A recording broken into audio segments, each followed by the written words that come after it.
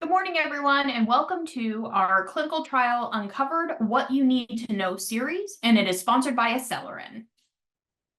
All right, let's get started. Good morning, everyone. Welcome to the first in a series of clinical trial information uncovering clinical trials. We are joined today by Joe Brady from Jumo Health. And Joe is here to tell us about kind of clinical trial basics. There are some really interesting facts that I think you guys will be surprised about. Apparently, Joe is the numbers geek when it comes to Jumo Health, so I was very excited to learn about that. And I'm really excited to kind of share more about clinical trials with you guys. The main point for us is to help our community understand what is involved in clinical trials, how they work, kind of, we know that it's very veiled and sometimes confusing. And so our goal with this is really to uncover what clinical trials are and give more information so that patients are more comfortable with participating in them and knowing what they're getting into. So Joe, if you want to start off by introducing yourself, telling us a little bit about you and Jumo Health and what you guys do. Thanks, Brindley. Yeah, really happy to be here. Thanks for inviting me. My name's Joseph Brady, and I've played many roles in the medical communications industry throughout the last 20 years of my career, leading large creative teams. I started a digital agency with one of the biggest advertising holding companies, and recently here at Jumo Health, focusing on my strategy and research background to help develop and innovate solutions to clinical trials and really break down those barriers for both physicians, companies, and individuals to navigate those. And to give a little bit of background on Jumo Health, and one of the reasons I love this company is Jumo Health's always been focused on providing education and resources to underserved communities. It actually started with the pediatric field, and it was started by two pediatricians who noticed that there was nothing for children to understand and navigate their conditions or procedures. And so they started a company to help develop those resources that were easy to understand, highly visual, engaging. And what we found out actually is by creating those resources, it really resonated also with adults and the medical community. And so over the past, years, we've expanded our offering, and we've spent a decade really fine-tuning how we engage different audiences and working with sponsors to support clinical trials worldwide.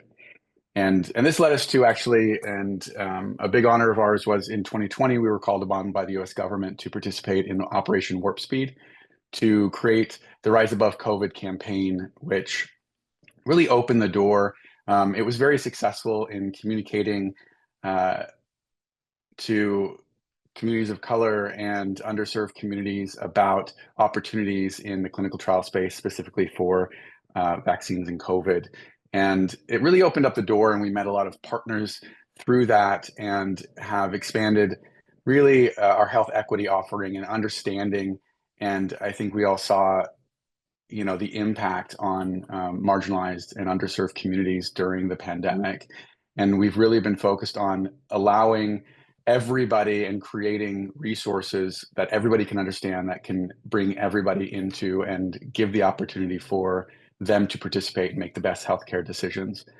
And as you see by my books here, they're all color coordinated because I believe that information and aesthetics go hand in hand. And that's what I love about this company, is that they bring those two things together to really create. And so what that means is, what it boils down to is our mission is really that we're a specialized medical communications company that educates and empowers patients, caregivers, and the medical community. And our mission is really just to ensure that all communities, regardless of education level, language, age, culture, socioeconomic background, have the tools, resources to be empowered to make the best decisions. And to that end, Brinley, I know that, we've shared that video, and I'd love to show that just as a baseline of something that we do, where we really take complex information like clinical trials and break it down into easy to understand information in an engaging way. So I'd love to share that and then answer any questions that we have after that. Yeah, absolutely. So let me go ahead and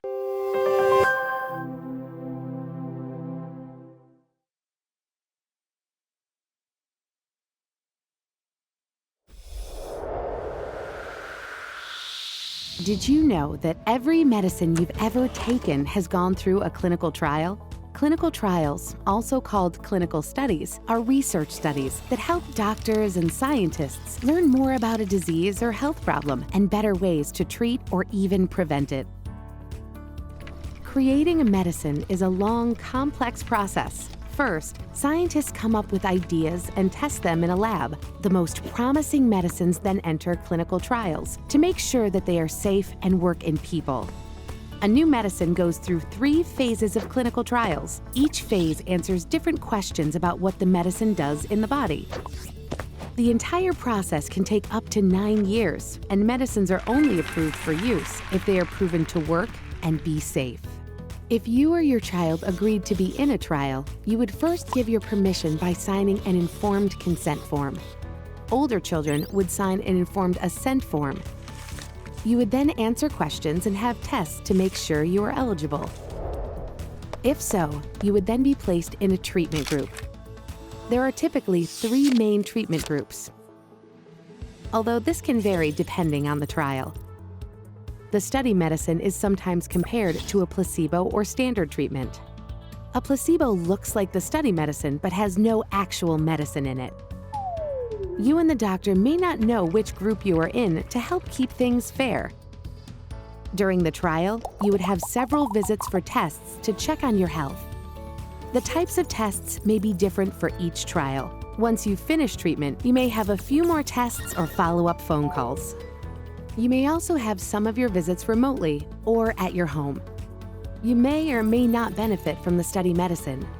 But by being in a trial, you'll be helping doctors learn more about a disease and how to better treat it.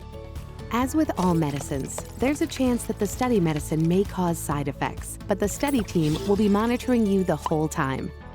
Being in a clinical trial is voluntary, and you can choose to stop whenever you want. Talk to your doctor for more information and to see if a clinical trial is right for you.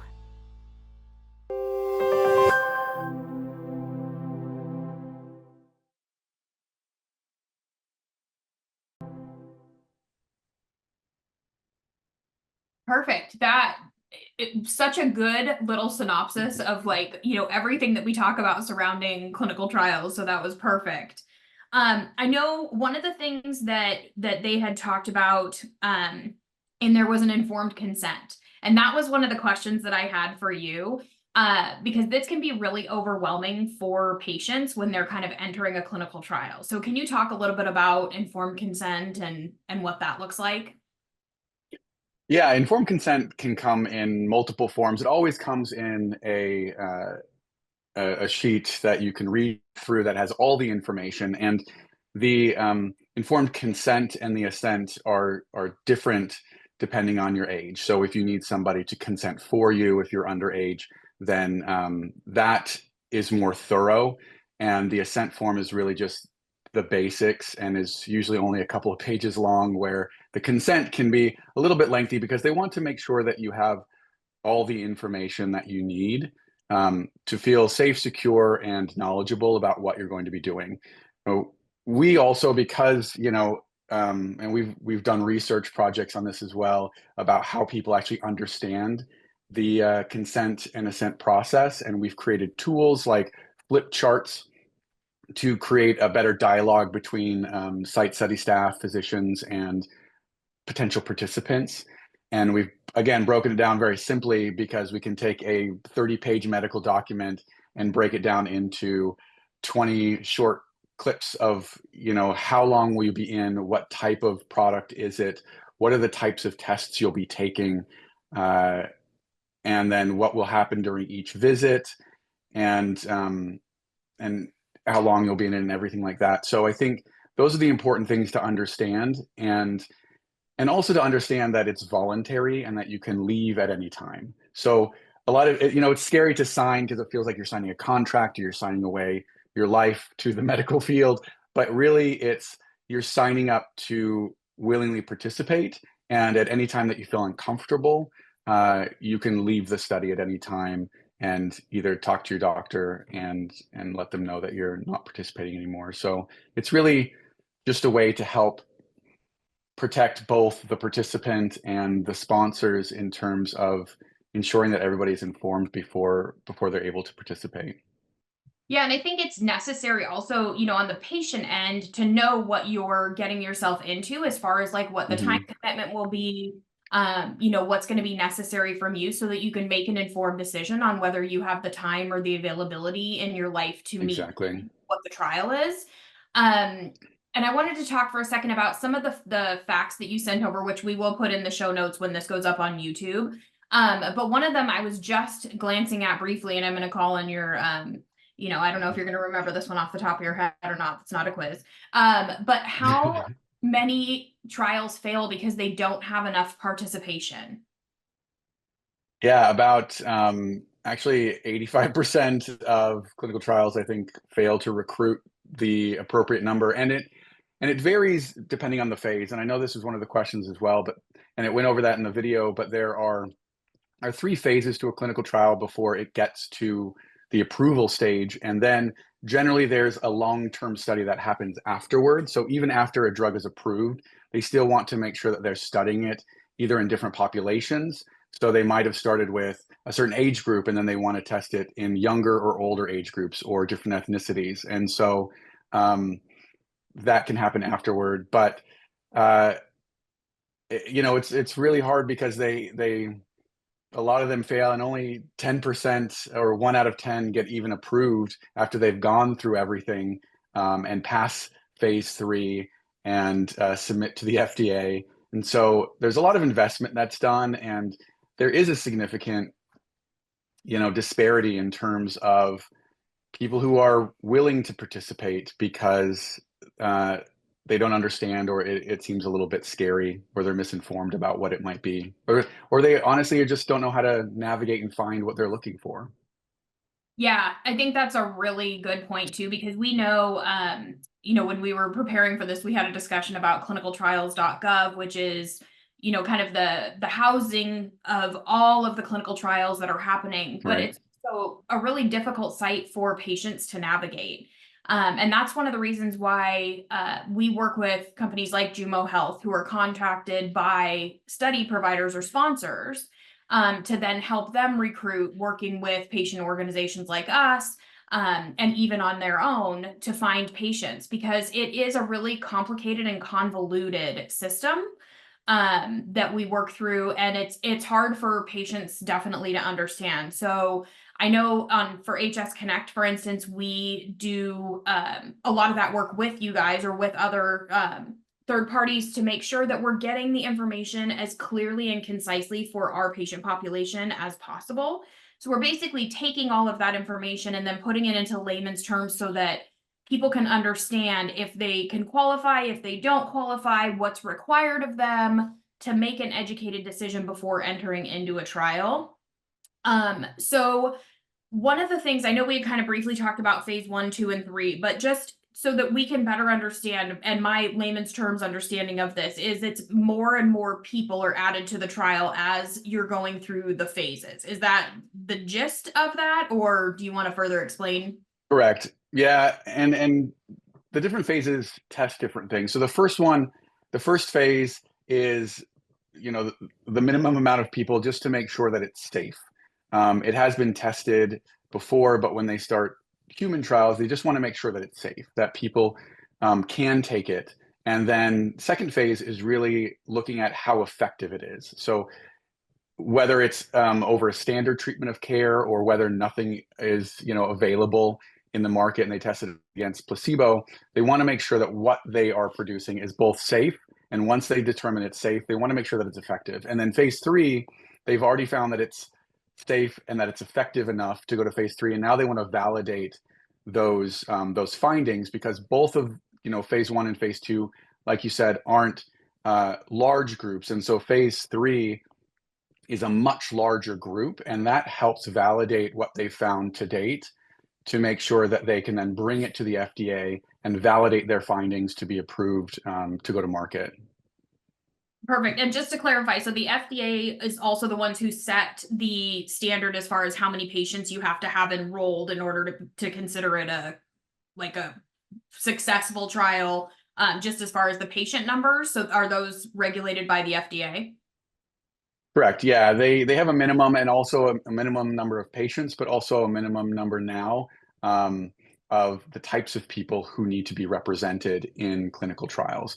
And this is a recent, just in the last couple of years, where there has been an FDA mandate that there are specific groups, ethnicity groups represented based on the population and who's impacted by the condition. So, for example, we just did a study in lupus, and almost 50% of individuals who have lupus are Black women.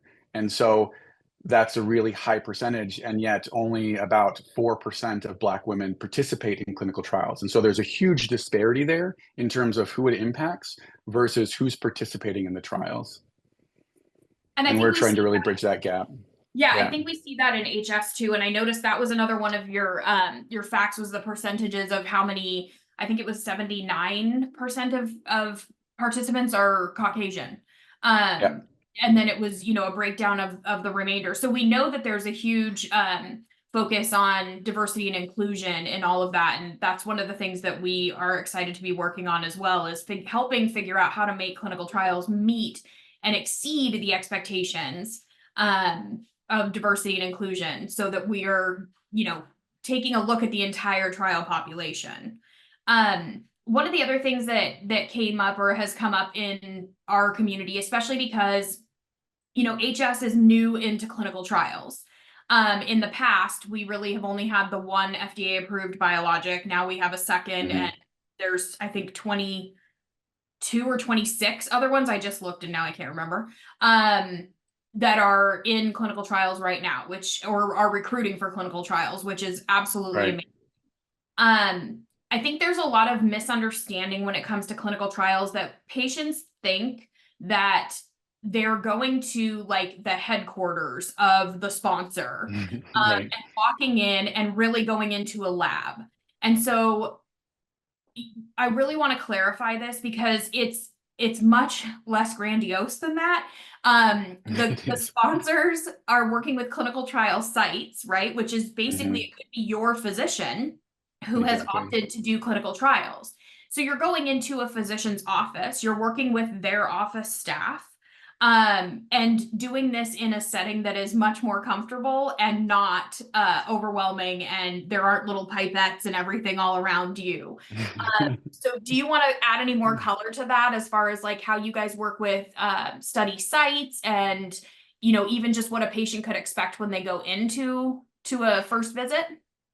Yeah, that's a great question.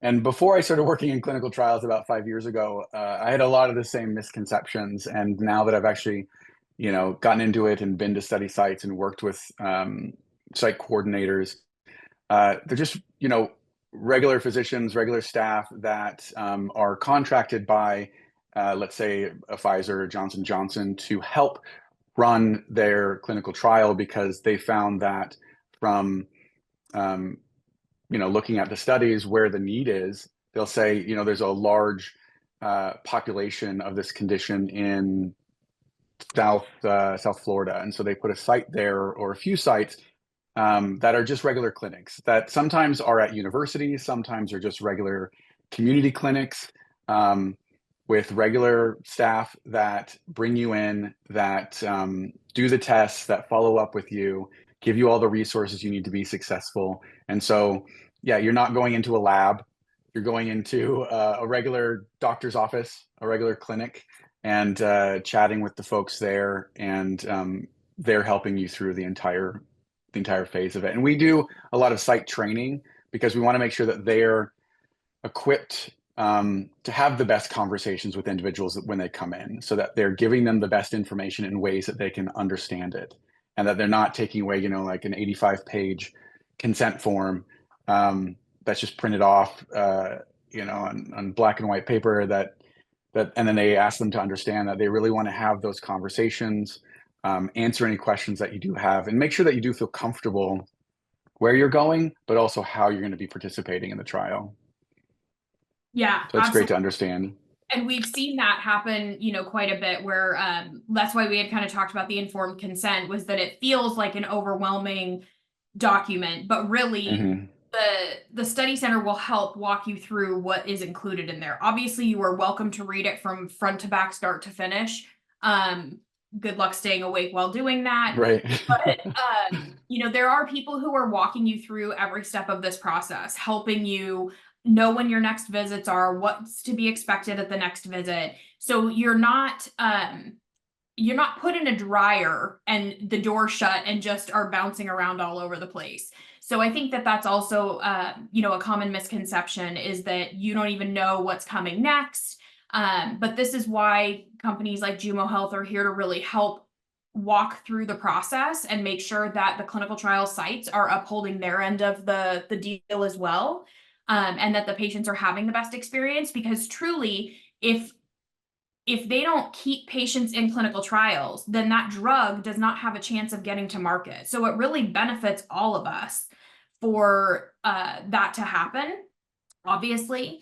And let's switch gears and talk a little bit about that, about what it takes to get a drug to market, because I think, you know, the patient population is really, we don't know all the ins and outs of this piece of it, right? And I think that some of the numbers are absolutely staggering to the amount of money and investment in time, energy, resources, funds, just to put your best horse in the race and Right. like cross your fingers that it makes it across the finish line. So can you fill us in on kind of like a little bit of what that looks like from a pharmaceutical company standpoint, and like what their investments are?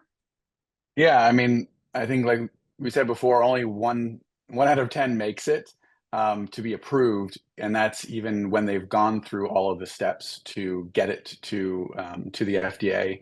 And it usually is an investment between 400 million and $4.5 billion to get something to market, because they know that they're not all going to succeed, and they want to put the best foot forward. And it does take, and the reason it does cost so much is because they want to make sure that it's safe, that it's effective, that it's targeting the right pathways.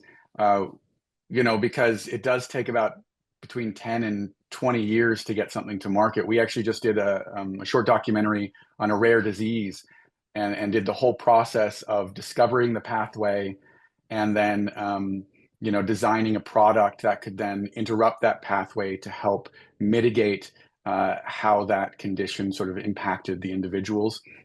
And it was the first thing to come to market, so there didn't exist anything like that. But it took them almost 30 years from wanting to find something to discovering how it worked and why it was happening in the body, to developing something to mitigate that, and then getting it, you know, putting it in the hands of enough people to get it to market. So it is a long and sometimes frustrating process, both from a patient perspective and from a sponsor or a pharmaceutical perspective, because they want actually to get, not just from a business perspective, but they want to get products out there that will actually help people and impact their quality of life, and ensure that they're living better, healthier, uh, you know, lives. And they really want that, but it's not always, you know, that easy. And they do put a lot of time and investment in making sure that those things happen. But again, it's on us, because a lot of them do fail because they don't have enough participants. They don't have enough people wanting to participate. And to be honest, clinical trials are where you can find some of the most cutting edge science and treatments out there. And yes, there's always an inherent risk, and that's why you should definitely talk with your doctor and really understand what you're getting into. But you know, I think it's up to both sides to really help progress science and to find solutions for our communities. Yeah, and I think this is one of the areas where the HS community, we really need to show up, because you know, for a really long time, we didn't have anything in the pipeline. We were really limited on our treatment options. And I think, you know, most of us who've had HS for a while have heard, I have nothing more to offer you. There's nothing more I can do for you. And we have passed that point now. And it is now time for all of us to show up and make sure that we are contributing however we can to keep this wave of, you know, 22 new clinical trials happening. We get kind of one shot at this. HS was not in the spotlight and now is, and we have a lot of things happening in our disease state right now. And it's really important that we as patients show up not only for ourselves, but for all of the people who are going to come behind us, which we know are plenty of people that need these kinds of medications, that need all of these different treatment options to make their lives better. So I think it's really important for us to take a look at, can we participate? You know, I mean, and we understand that there's a lifestyle piece of this as well, obviously, that can this fit into your lifestyle? And I think that there's been a lot of work on sponsors' end to bring patient advocacy into clinical trial design so that we can help them figure out, does this have to happen in an office? Could this happen at home? Could you send someone to their home? And decentralizing some of that to make it easier for patients to participate. But I also think it's just really important that we all take a look at, is this an option for you to participate? Because if we don't fulfill those clinical trial numbers, or if we don't have the number of people complete the studies, then none of these drugs move forward. And it could be, you know, the answer for a lot of different people. So I think it's important that we as a community really take a look at what is out there. What are the options? You know, if you go to the clinical trials page on HS Connect, we just updated it yesterday to all of the recruiting clinical trials. You know, so go in there, take a look at those, see if anything works for you. Feel free to email us. You can go, I think Jumo Health, you guys have trials listed on your site too. We don't have trials listed on our site, but I did send you those two links because, like you said before, you know, clinicaltrials.gov is, you know, so cumbersome, and I don't like going there. It like overwhelms me, and you know, and I work in the space, and so I hope you send out those two links, because there's places like TrialX and With Power that take all the information from clinical trials and make it more palatable to navigate. And TrialX actually has a really great feature that uses AI to summarize all of the you know, the clinical trial information into like 1 or 2 paragraphs, and so you can actively search and find things that might work for you. And Brindley, to your point earlier, a lot of these, you know, we think it's going to be a lot of time investment, but a lot of the work now is done online. It's observational, and if you are on a product, you know, they'll ask you to spend time writing in a diary, whether that's electronic or paper, to sort of capture how you're feeling, what you're going through. Is it being, you know, impactful to your daily life? And then reporting that back to, you know, the study sites. And so again, it's not like every week or a couple times a week you're gonna have to be at a study site drawing blood and all those things. Those happen in a lot of these studies very rarely. And it's really just, we want to make sure that you're safe, and they have check-ins, but it's really observational to see, how is this working? How is this impacting your condition? And it doesn't take a lot of effort or time out of our lives where we can really live our daily lives, but be able to participate and be an influence for the direction of the science. Yeah, I totally agree. And knowing the way that HS impacts everybody differently, and that there are so many different phenotypes of HS out there, we need more and more medications that are going to cover all of these different phenotypes. And eventually it may be a combination of 2 or multiple drugs that have the impact that we need. I was also going to mention too that as scientists, they're learning everything, even from the failed trials. And that is something that is really fascinating to me. That even from those failed, experiences, they're still gleaning so much information from the people who have participated in those trials. And it really helps focus and shift the way that they think about things in drug development. So it's a fascinating process. I think that, you know, a lot of us aren't privy to the insight in how much it costs. You know, we're just looking at it as a patient on the receiving end of that drug, not necessarily worrying about how it got to that point. And I think especially for the HS community, it's important for us to now have an investment in this, since it is our time. And if we don't show up, y'all, then this wave is going to pass us by and we may not get the opportunity again. And we haven't had it for so long, we don't want to miss the opportunity. So I think it's really important that we all take a look at, is this something we can participate in? And then how does that work? And feel free to ask a ton of questions. Like, that's what they're there for. Does this fit into your lifestyle? How does it work? What is the expectation? On you as a patient. And like you said, Joe, it's getting less and less as far as the requirements for patients and how much time it's taking. I think that was also a thing in the past as to how it was built, and that's still what people have in their minds. And so it's good to get some clarity on that too. Yeah, and we'll definitely share those 2 links in the show notes as well when we put this up on YouTube, so that people will have access to those also. And then, I mean, that was all the questions I had for you. Do you have anything else you want to add? No, I think just, our mind is that when one person signs up for a clinical trial, the whole family or the whole community participates in it. And so just know that you're not in it alone, and that you're not only helping the community, but you have people behind you that are supporting you. And it does take both sides. And like you said, Brinley, I think unless we sort of stand up, raise our hands, and participate, then there won't be any progress. And now it's being able to be so much easier for us to do that, where a lot of it is digital, online. And again, check out those couple of websites. TrialX is really great. We're currently building something that is similar and hopefully better than both of those combined, that people can really search and understand clinical trial information in a better way, and invite their community in with them, because we know that people don't participate alone, they participate with the community. So thank you so much for your time. And if you do have any other follow-up questions or information, I'd be happy to send it along and help out the community. So thanks a lot, Brinley.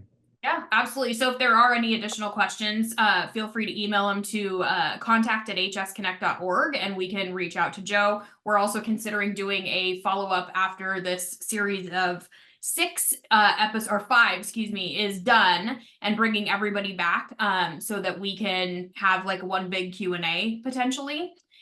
Which I think may be fun, and multiple answers from multiple people. So join us next week for our next episode of Clinical Trial Basics and Intros to Clinical Trials. And then we have one a week for the entire month of October. And our final one will be with 2 HS patients who have participated in clinical trials. We're still working out the scheduling on that one because of lives.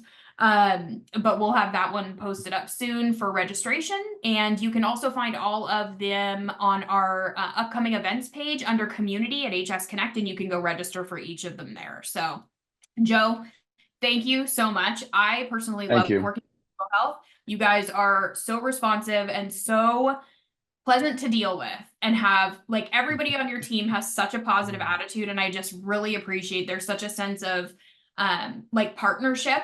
And I feel like that's so important because, we're the link to the community and we stand up for our community. And so it's really nice to work with people who are there for that and support, what we're doing on our end. So I just really appreciate it, and all of the work and time you guys put into these clinical trials and making sure that they're fulfilled, and the retention and all of that stuff. Not an easy task. Thank you. Means a lot. So, and thank you to Acelerin for sponsoring this clinical trials webinar series, and we will see you on the next one. Thank you again for joining us on this first episode in this webinar series on Clinical Trials Uncovered. We are so glad you were able to join us, and we look forward to seeing you on the next one. And thank you again to Acelerin for sponsoring this series.